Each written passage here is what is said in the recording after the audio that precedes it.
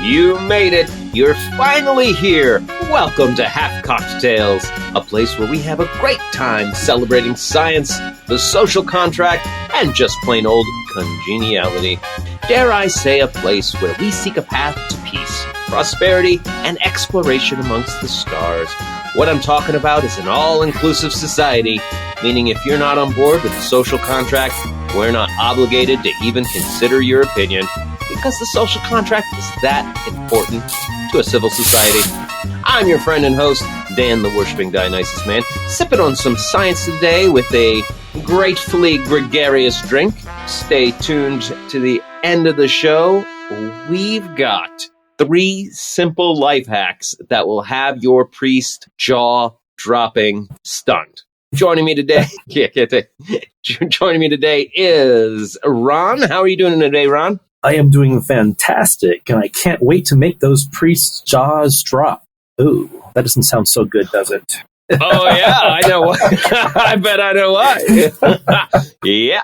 Oh, yeah, that kind of got away from us, huh? That's what the church said. Come on into the lounge today. We got a really fun and informative show brought to you by the Dharma Initiative. When you're lost, get found with Dharma. We're going to have some fact-checking later. Going to take a quick look at the God of Darkness asteroid. Going to talk about some book bannings.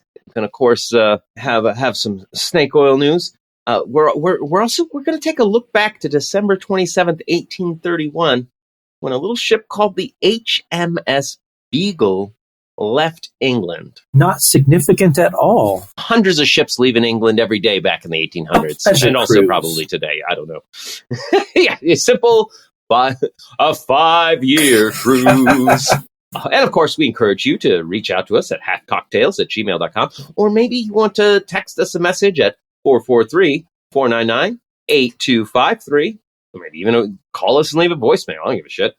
But be careful, we'll probably talk about said interactions right here on the show in this segment. But for now, Ron, let's hop in that time machine. Let's do that. Nothing would be better than a look at days of yester in a time machine. All right. So, Ron, I assume you know something about the HMS Beagle? I think I've heard of it. I mean, something special, some sort of expedition, right? A little tiny, barely noticed expedition. HMS is Her Majesty's ship, or His Majesty's ship, the Beagle. Very famous because Charles Darwin was on board this ship, and it was the infamous 5-year world circumnavigating journey. Impressive. Yeah, very impressive. Even today, that's no small feat. It's no joke. Yeah. If you were to take a cruise around the world, it's no small thing.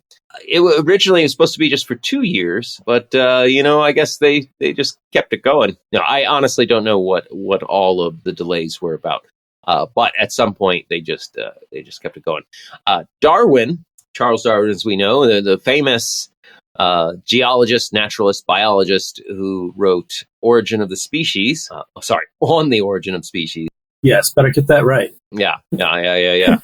He's born into a religious family, but also an inquisitive religious family. Apparently his grandfather he wrote a book. Yeah, I did not know his father was a published author as well. Interesting. Yeah. Yeah. His grandfather wrote a book called Zoonomia, which actually kind of had some undeveloped ideas along the same lines that Darwin would thresh out 60, 70 years later. So he was a bit of a naturalist as well, huh? Yes. So despite being a religious family, they definitely had a scientific bent for their day.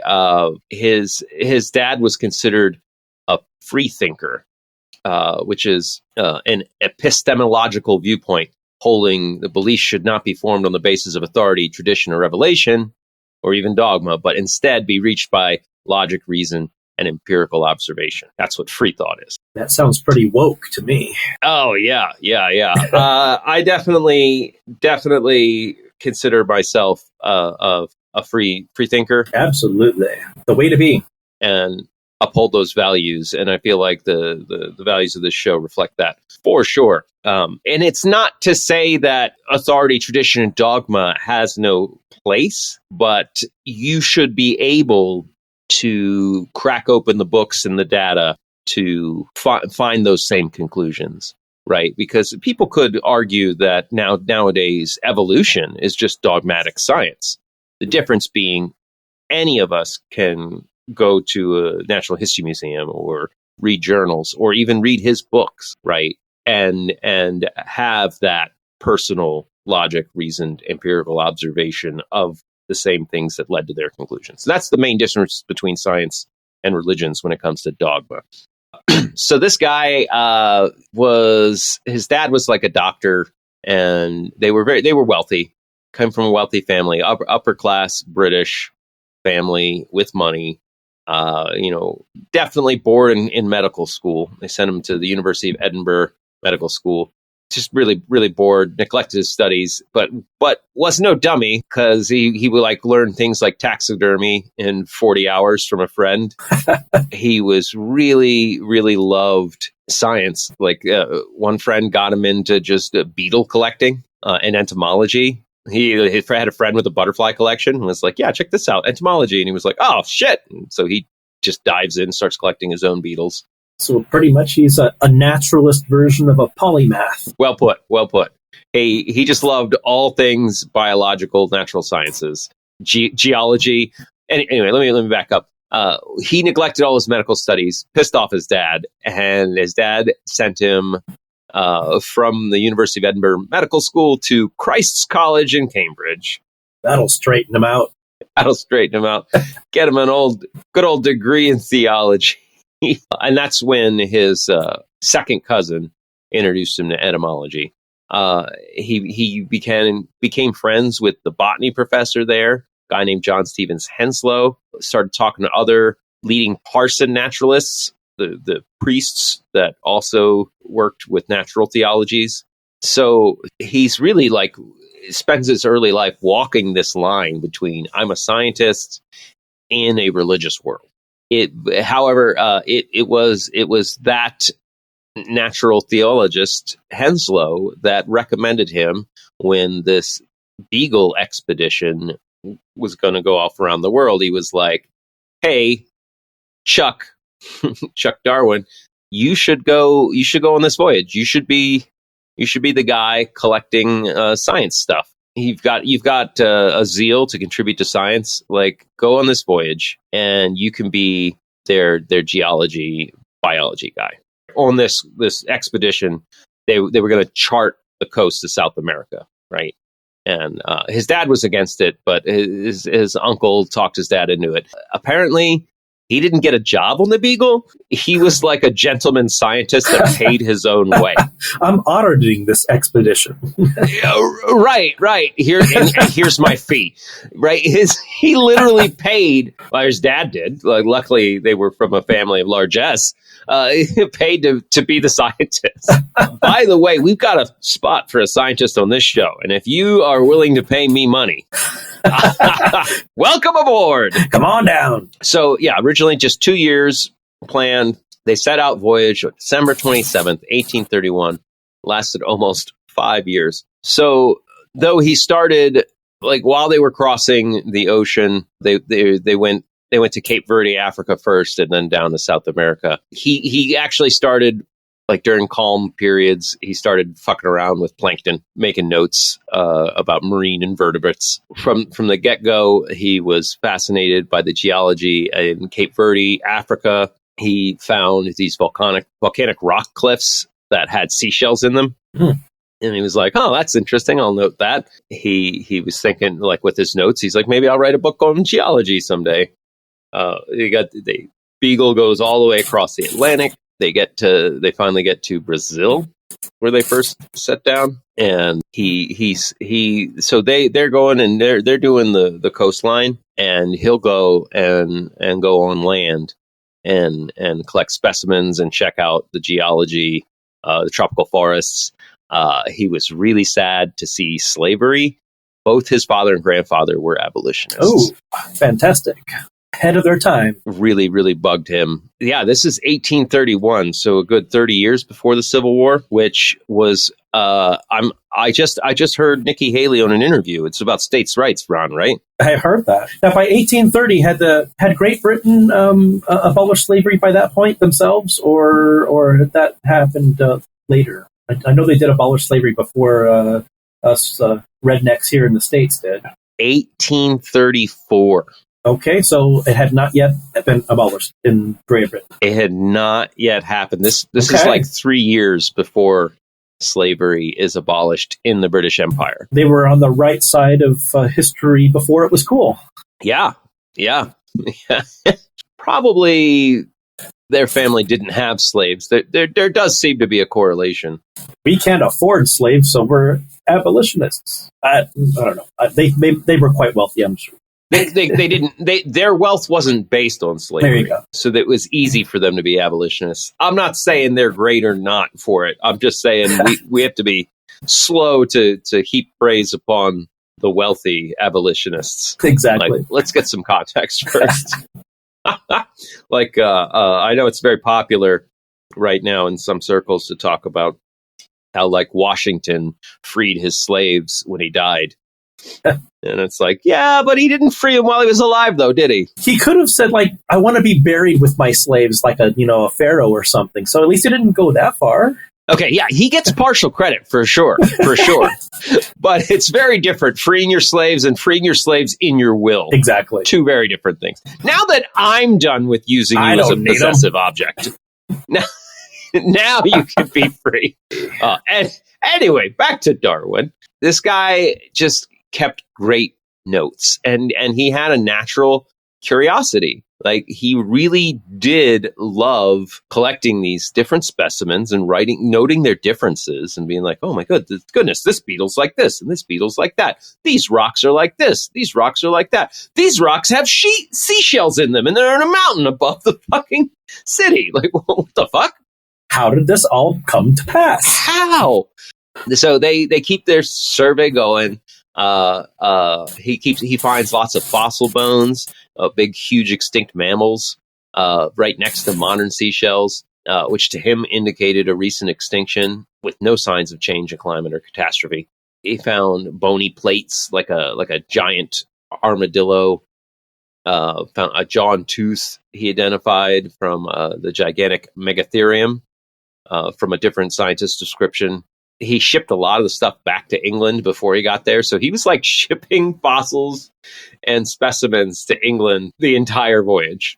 Now, talk about being from a family of wealth. Like, it would cost me a great deal of money today to cruise around the world and, like, every port ship something back home, right? Shipping was very expensive in that era. Like, could you imagine in like 1831 being in Brazil and being like, hey, I got this box of bones. Yeah, I'm going to need you to get this to England. Or this big box of heavy rocks. Let's send that back. Yeah, this big box of heavy fossils. No problem. Yeah, so they're going around, and he's making notes and notes.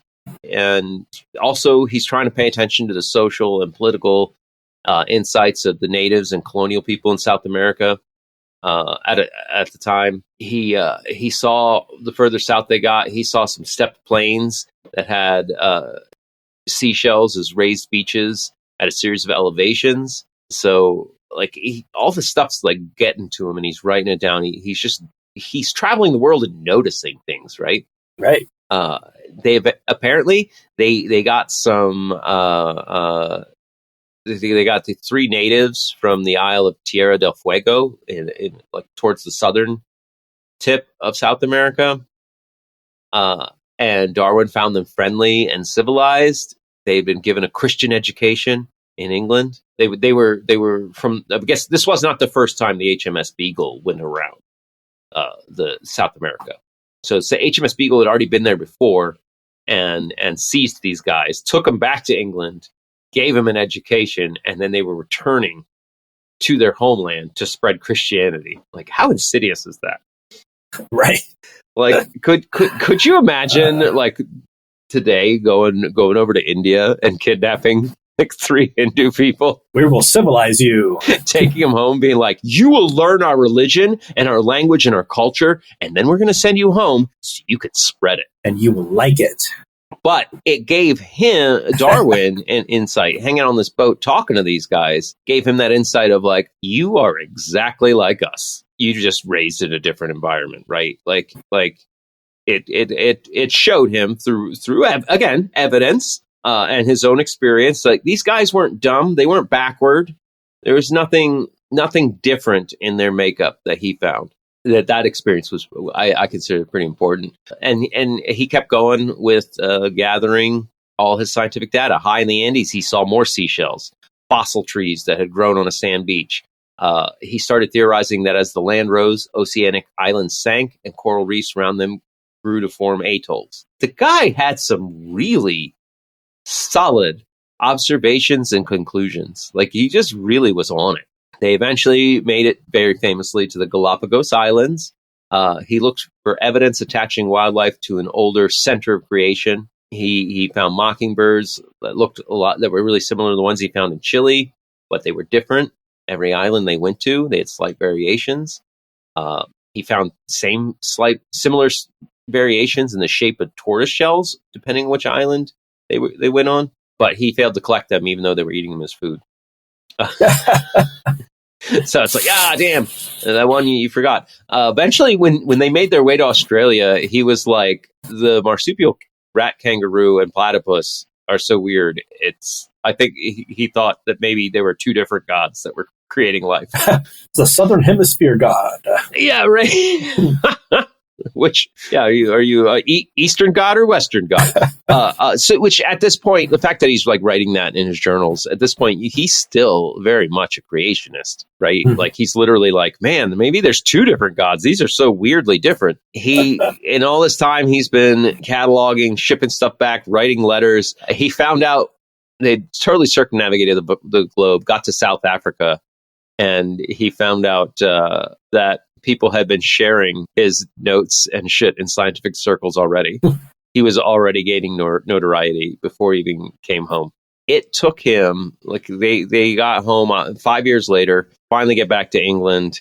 You know, he gets home, sees his family, starts talking to the science people. Like I said, it had already reached them. People were already talking about the meanings and what you can glean from all the stuff he collected and all this data.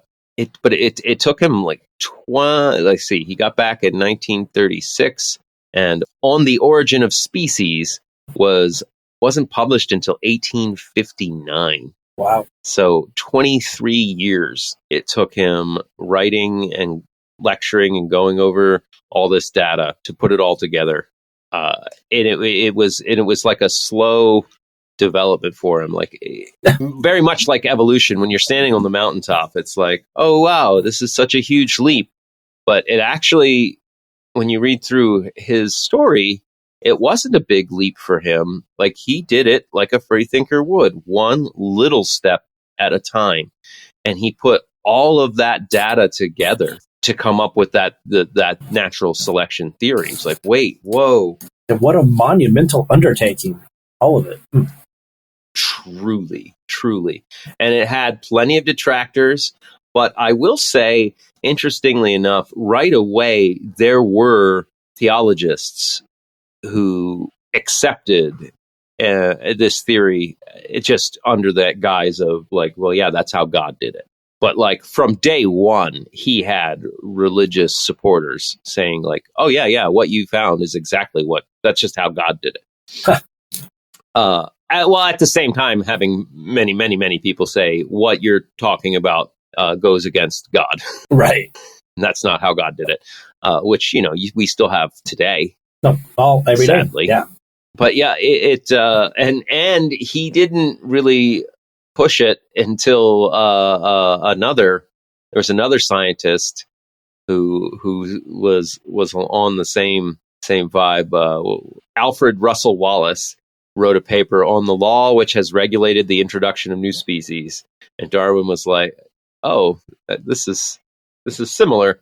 But he didn't see a threat, but his friends pushed him. They're like, hey, if you don't publish this stuff, this guy's going to beat you to it. And so he put out the book. Just really an amazing and very, very consequential work that resonates through this day. And like any set of good science, all of our later discoveries only support and verify it. Right? Absolutely. Nobody's come up with something that's like, wait a minute, this undoes all of natural selection. Here's an alternate theory that works in every case and is backed up by the data. No, not yet. But something could be out there. You never know. You never know. That's the beauty of science. And science will figure it out one of these days if it is different. Go ahead. Exactly. Refute it, and then we'll move forward with that. In his own day, he was forced to defend when they would say, all right, if this is how it worked, then how did it all start? He's like, I guess at one point he even said, I don't know, maybe a warm pond, which is pretty prescient. But he was like, I don't know. But you all seem to accept Newton's law of gravity, even though we don't know where that fucking comes from. Which I thought was a great retort. It's a thing. It's just how nature works. I don't know. I don't know how it all started. I'm just fucking describing what I'm seeing here.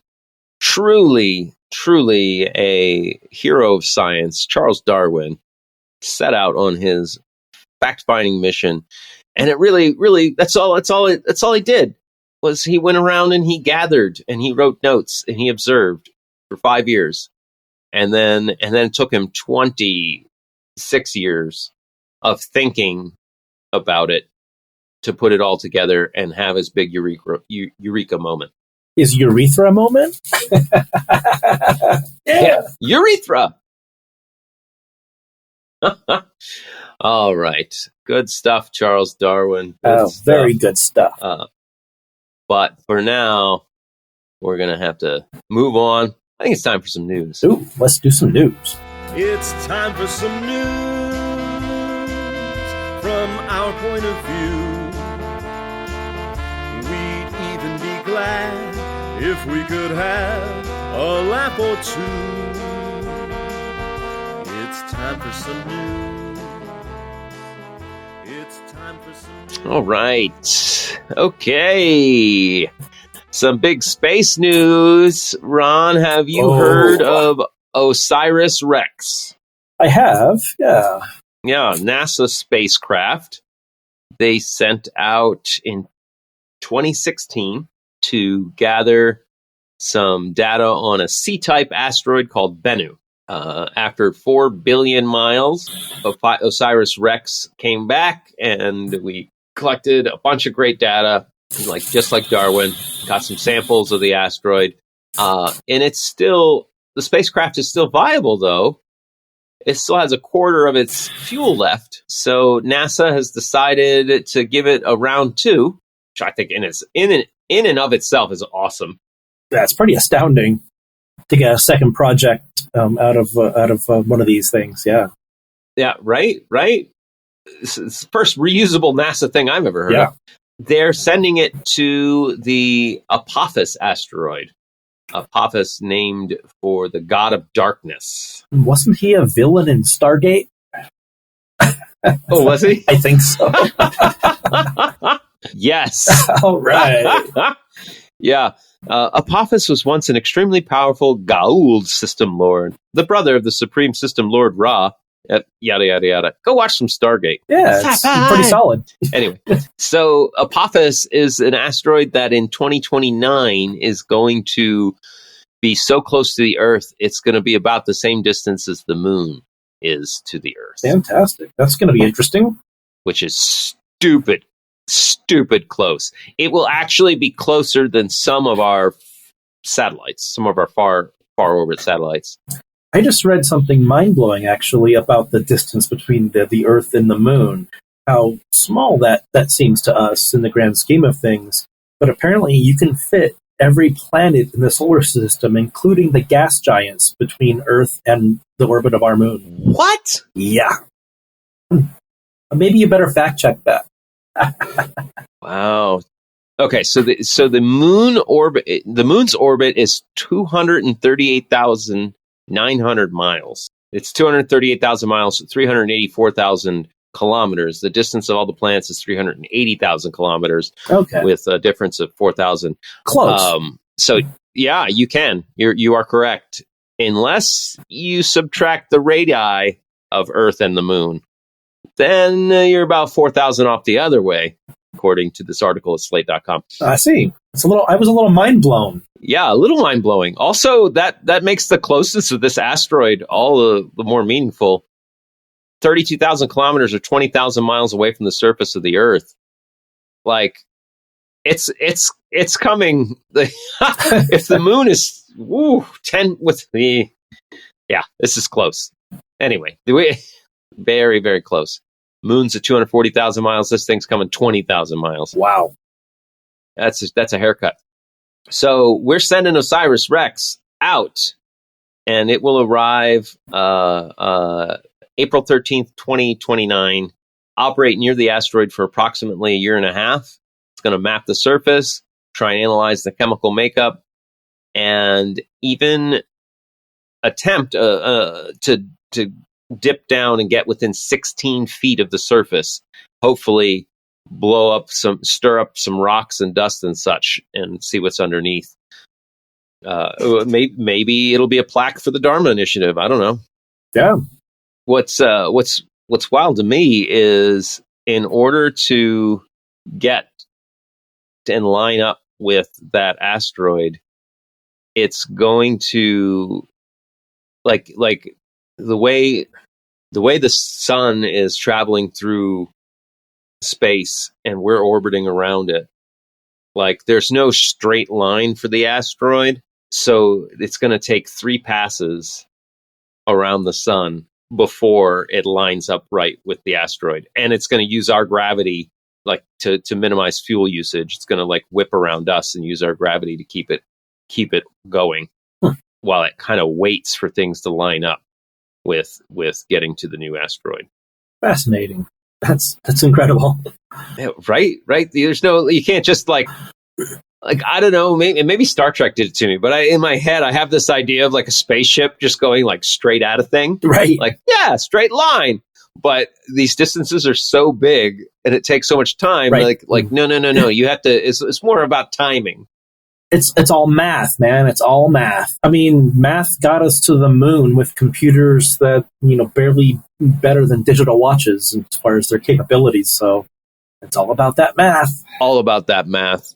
Yeah, I was reading about analog computers. There's a company you can actually spend $500-$600 and they'll send you like a DIY analog computer, and you like hook up the different modules, and it's literally the technology they were using to get to the fucking moon. It's crazy. Okay, I guess this.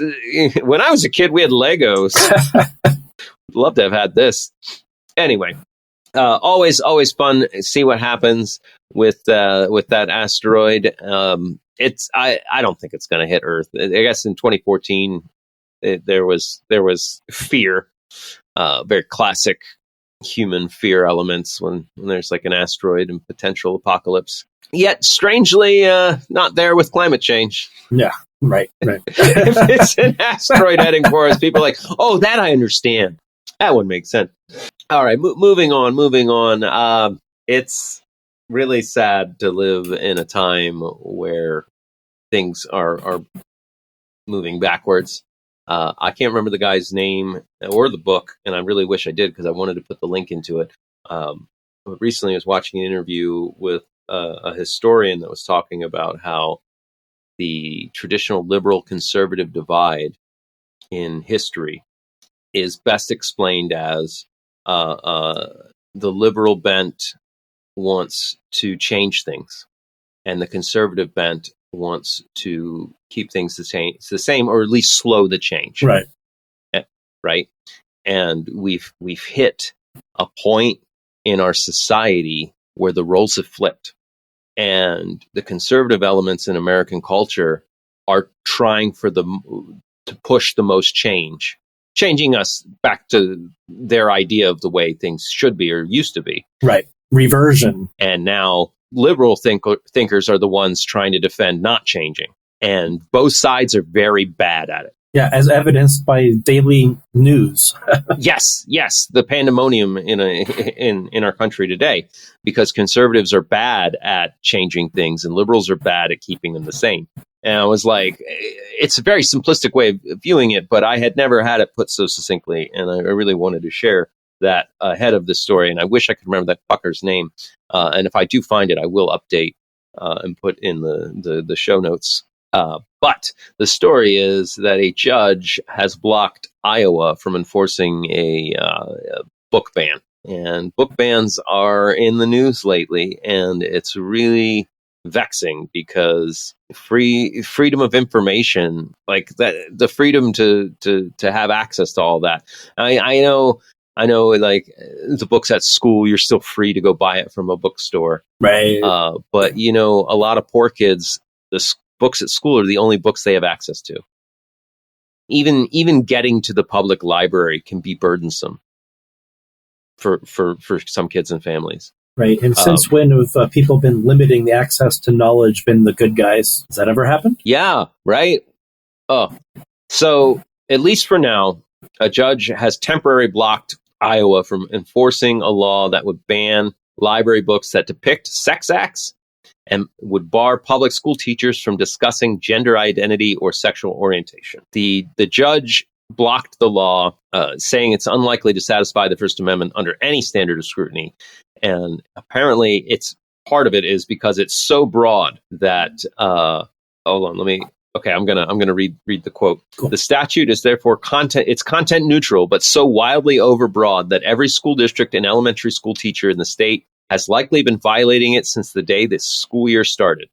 Teachers would be barred from identifying historical figures or literary characters by their gender or from referring to anyone by male or female pronouns, as any such discussion would again amount to promotion or instruction that relates to the person's gender identity. Wow. So he's saying, you guys wrote a law that is going to make it illegal for school teachers to use any pronouns. Right. Or refer to any historical figure as being a man or a woman. That's a well thought out law. God damn it. First of all, I was a voracious reader as a kid, and I can't remember any book in a school library having explicit sex acts, except for the Bible. Correct. Except for the Bible. I remember that. Although by the time I got to high school, they did have, at least for a year or so, I do think it got removed at some point, was the Urban Dictionary.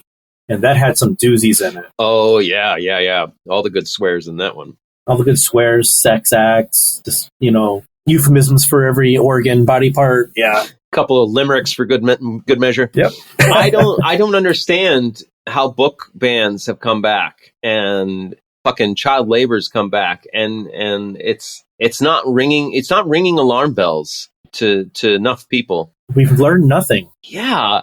I mean, how many times were people like, we can't have the Bible in schools, and people lost their minds, like, oh shit, we're going to get rid of Bibles in schools, and they're like, oh yeah, well, it's a book I don't like. Yeah, fucking get rid of it. Yeah. Hold on now. I was raised by a really, really right-wing religious mother, but I will give her credit. She was not big on ignorance for her kids. So if I had a question, like, she might not be explicit, but she would do her best to give me a true answer. And I remember her arguing with my brother Dave. He had his daughter, and his daughter was like 7 or 8. She asked my mom what a prostitute was. Mm-hmm. And my mom was like, oh, that's a woman who sells herself for money. And my brother was livid that he gave his daughter an answer. Like, you have no right to tell her what a prostitute is. And I, of course, side with my mother. It's like, wait, you're going to keep your daughter ignorant? What, you wanted her to learn it from her fucking friends? Or what you want the honor of telling her what a prostitute is? Right? I'm going to show her. This is a prostitute I brought home for the evening. We're going to go down to the red light district for dinner, honey. She's going to call me daddy, but she is not your sister.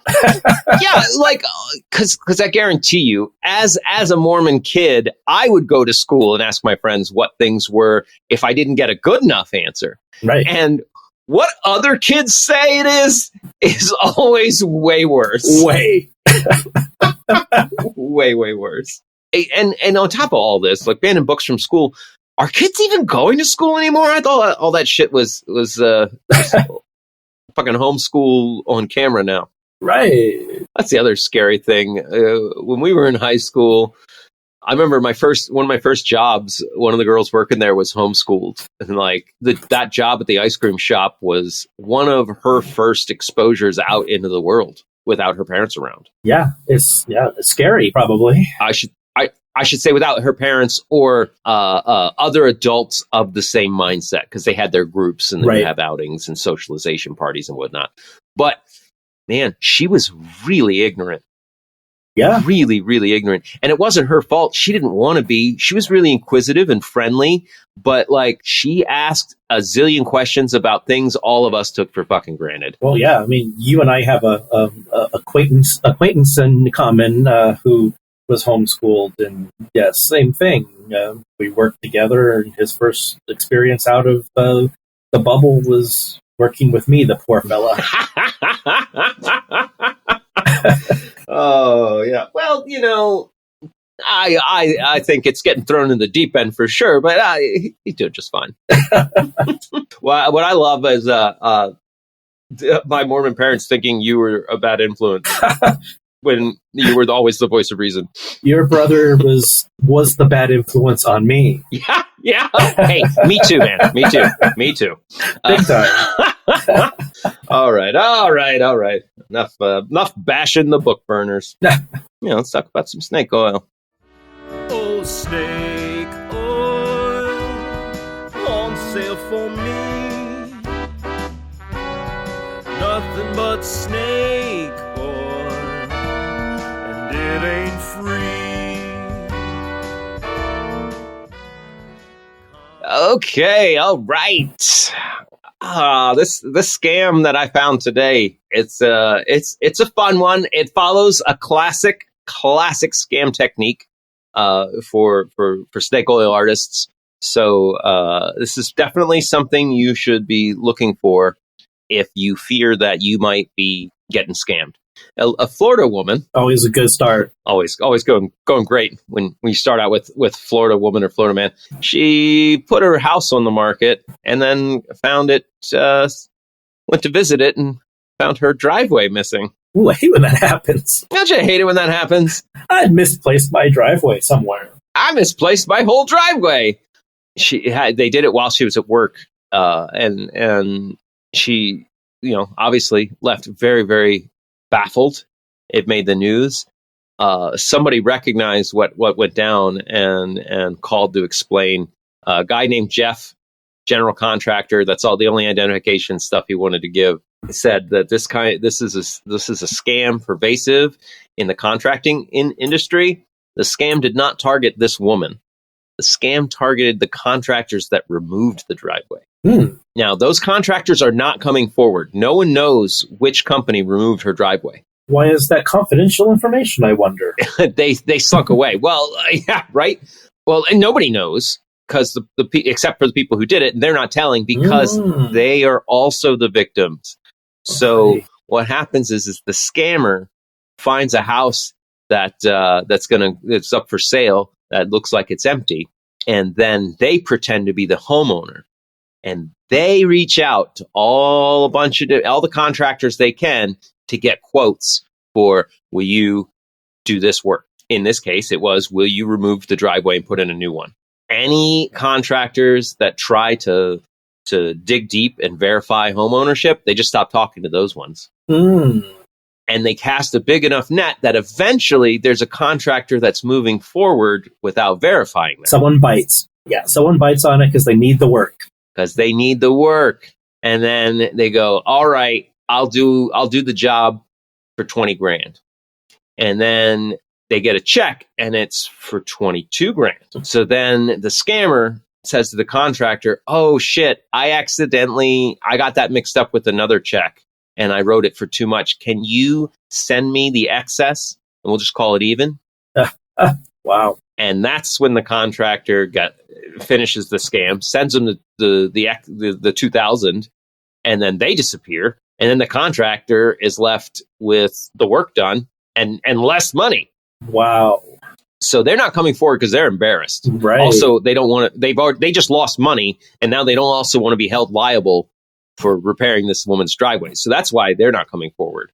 Ouch. Yes, I can understand that. Yeah, they'll be forced to rectify their fuck up on top of the embarrassment of having gotten scammed. Now, fortunately for this woman, she started a GoFundMe, but didn't matter. A radio station, a Cox Media Group radio sponsor reached out and is installing a new driveway for her for free. Oh, so nice. she's going to donate all the money in her GoFundMe to local nonprofits. Outstanding. So, yeah, something good came from this. Absolutely something. But this tactic is so fucking common. The overpay tactic. If you ever try to sell things on Facebook Marketplace, you are going to see this scam. You will absolutely see this scam.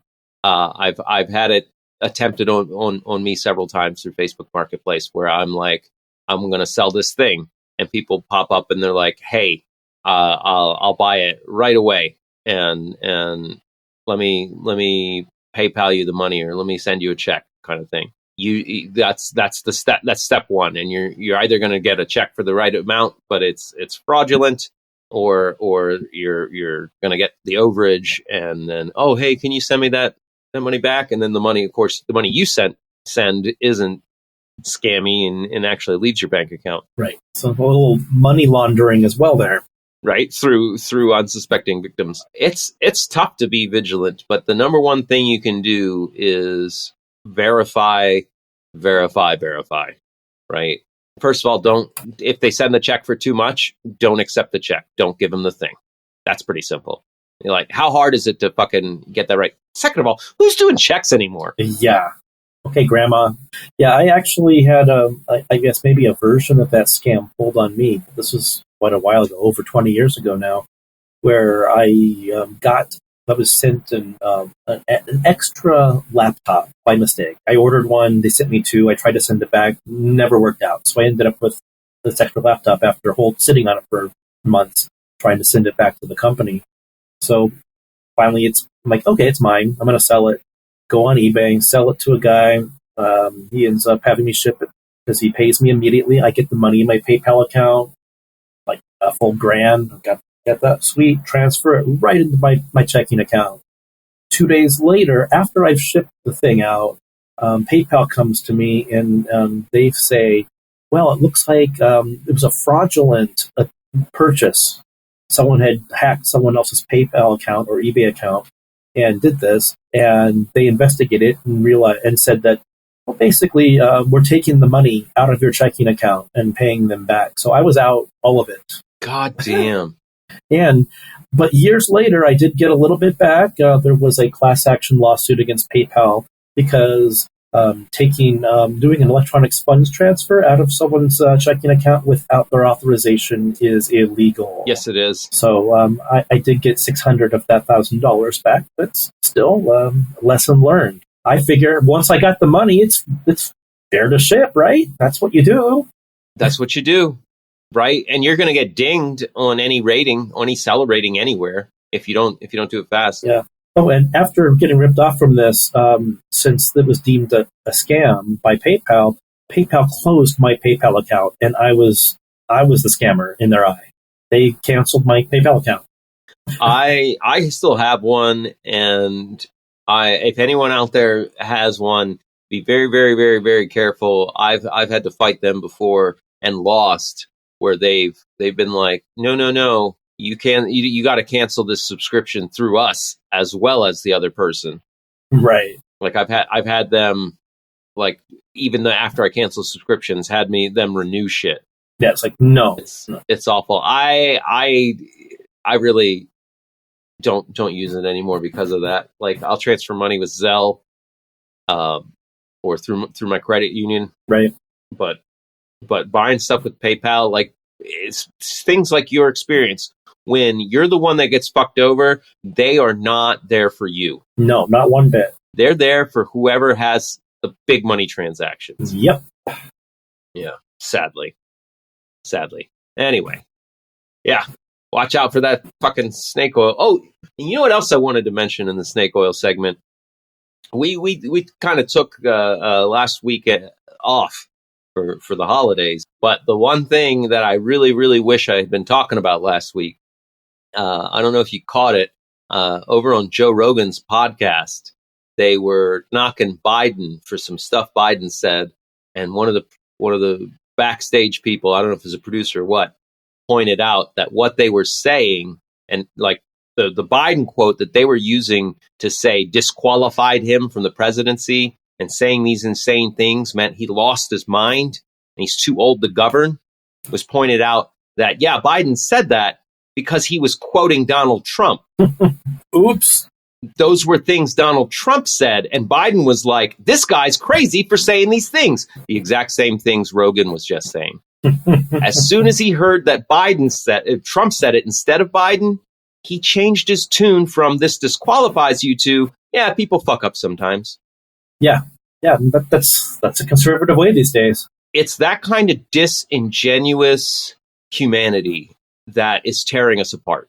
Absolutely. It's gross. Either you have values or you don't. And Joe Rogan has just displayed himself as not having values. He has loyalty. Exactly. And loyalty is not a value. It is is not a value to base your judgments on. No. Loyalty has a place in our society, for sure. Yeah, but it is not a political value. It's a form of nepotism. And I'm tired of, and of course he's going to get a pass. And of course, people who are fans of his and fans of Trump, they're not going to, I don't even think they'll introspect for 2 seconds on being so two-faced. No, not a bit. It boggles my mind. Please have values that disagree with mine, but actually have those values. Have some integrity too. I mean, I just heard a really interesting way to define integrity, and it's a way that really kind of illuminates how a lot of folks, especially on the right now, have a lack of that. Is this definition of integrity was what you think, what you say, and what you do are all the same thing. And with a lot of folks out there, what they're thinking is not what they're saying. What they're saying is not what they're doing. It's just gross. Yeah. There's a website called whoismakingnews.com. And this lady has, all in the same vein, this lady has compiled through news reports sexual assault on sex crimes involving children, right? She's compiled, very Darwin style, just compiled all the data, news articles talking about sex crimes involving kids, and then compiled the data into a number of crimes and who did it. Is it a family member or a family friend, other, maybe teacher, religious person, police officer, politician, doctor, transgender, drag queen. And then she even made a heat map. And wouldn't you know that in the news of articles that had a political affiliation for the perpetrator of a sex crime, 76% of the time they were Republican. My shocked face is, Yeah. It's like fucking hell. Like what you're saying, like the integrity, what they're thinking, what they're saying, what they're doing aren't lined up. And I can honestly point to the point in my life where I had that shift. And it was after a car accident when I was recovering from a brain injury, and I had a very real crisis of identity because I felt like my memories were disconnected from my emotions. It was a very, very weird experience. But I came to the realization that what I thought, said, and did not line up. Right. Scary. It is scary. And life's short. When you come from an injury, when you realize that you could just die tomorrow. I was a passenger in a car. I was helpless. I wasn't driving either vehicle. Just riding to go see a movie with some friends. Life's fucking fragile. And it became very important to me to turn my life into a trajectory where those things do line up. And I wish that was something that we, as a society and culture, were big on educating right from kindergarten, right? The social contract and integrity. Like, it's just so wild. And I think that whoismakingnews.com plays into it. Like, the people that are talking about kids and sex crimes the most, probably the people thinking about it the most. Every accusation is a confession. Seems to be the phrase of the decade. You'll never convince me that Lindsey Graham has never sucked a cock. It will not happen. It will not happen. That the reason that guy fell in the line is he likes strong men. I'm just saying. I would feel so bad for that guy if he wasn't such an awful tool. I mean, it's a sad story, I'm sure.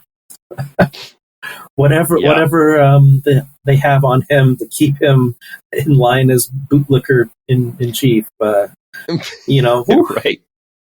It's got to be a doozy. Yeah, right. Let's do some fact checking time, Ron. Ooh, let's do that. Here we go. What do you know?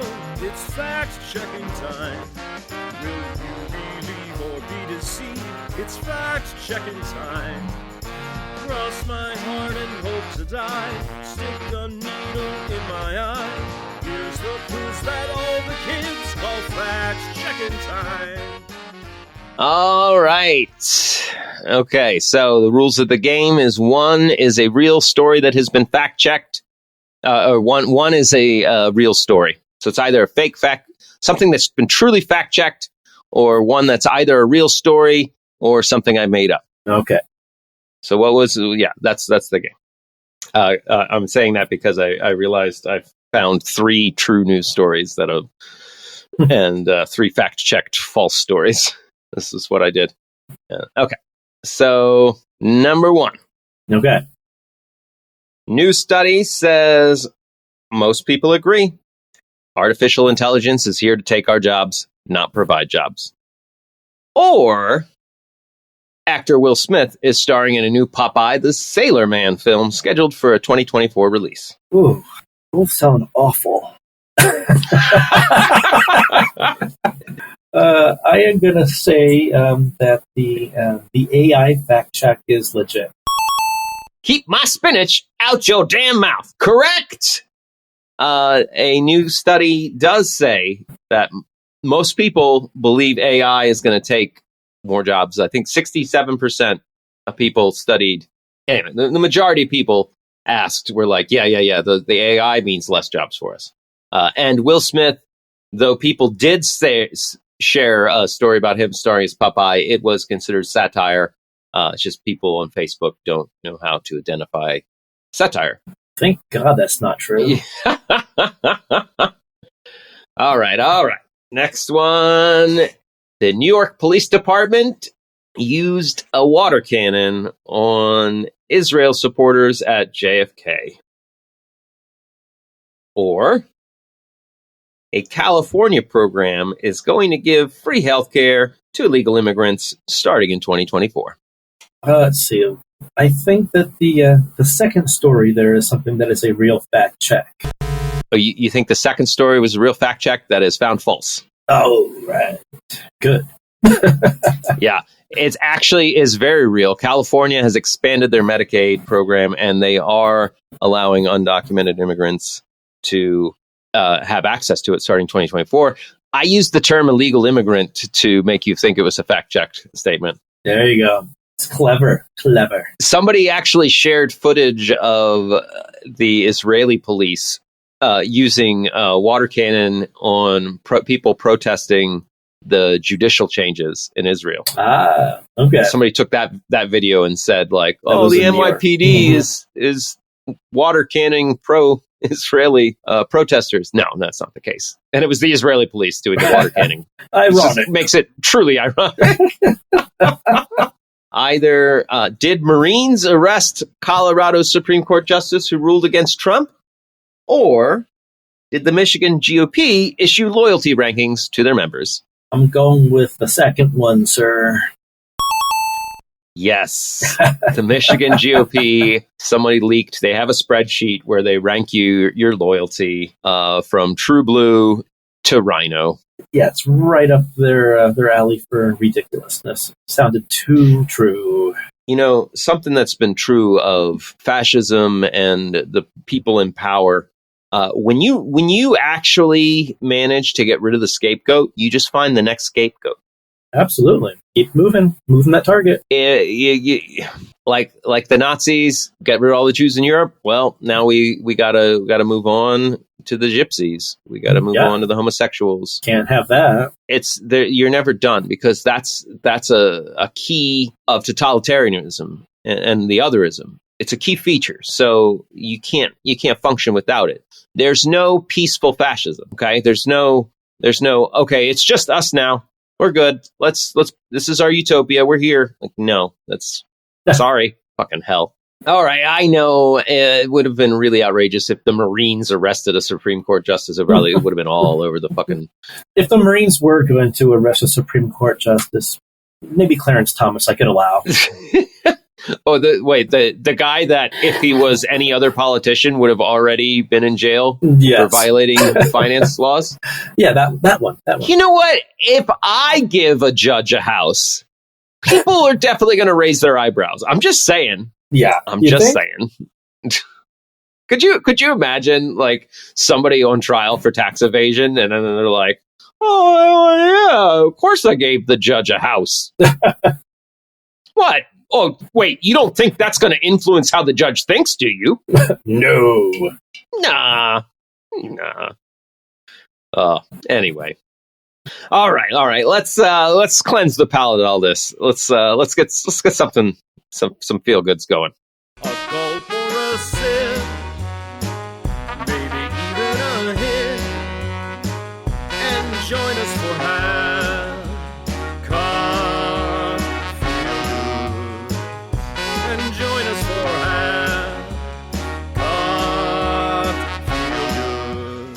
All right. A guy in Iceland called the Bike Whisperer finds stolen bikes, and then he reaches out to the thieves and tries to help them transition to not being bike thieves, saying, yeah, it's and he's been pretty successful. They're calling the drop in bike thefts from 569 to 404 over 2 years is attributed to this guy. I mean, Iceland is small, so it's easier for one guy to make a national difference. I just think it's amazing that he's able to track down these stolen bikes and then connect with the thieves. He's saying that it's primarily the thefts are driven by addiction. They're trying to pay for drugs, and so it just involves him helping them get involved in a program to get off drugs. Wow.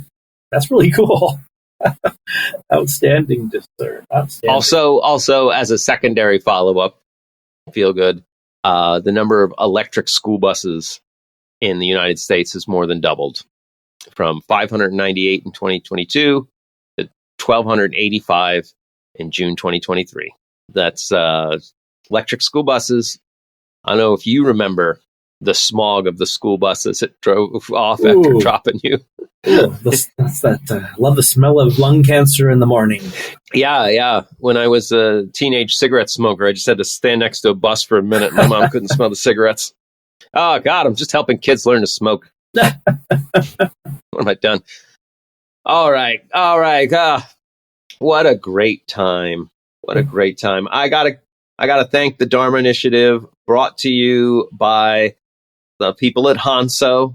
Dark money brought to light. Real big Lost deep dive for all you Lost fans out there. Give a shout out to Science, Congeniality, and the Social Contract, making society better than anarchy for many of the last thousands of years. And thanks for sticking around to the end. I know I've had a good time. Hope you did too. Any parting wisdom, Ron? Anything you want to bring to our attention before we go? Well, let's hope for a slightly less fascist 2024. Oh, yes, please. Oh, if only. Yeah, maybe I gotta have a "Please Let's Not Be Fascist" song come out this year. That's my New Year's resolution. There I'm gonna you write go. a please America, let's not go fascist. All right, have a wonderful day, folks. If you've had a good time with us, you know what to do. Tell someone that needs it. Like, share, rate, subscribe, and find us over. We got Discord. We're gonna have all the links to all our stuff in the episode description. And thanks for stopping by. We'll be back at it again soon. Until next time, just be well. Have a great time. Bye. Now things are ending, it's time to go. No more to get through, thanks for listening, that's our show. Ain't affectation, we're just leaving you half-cocked. Half-cocked.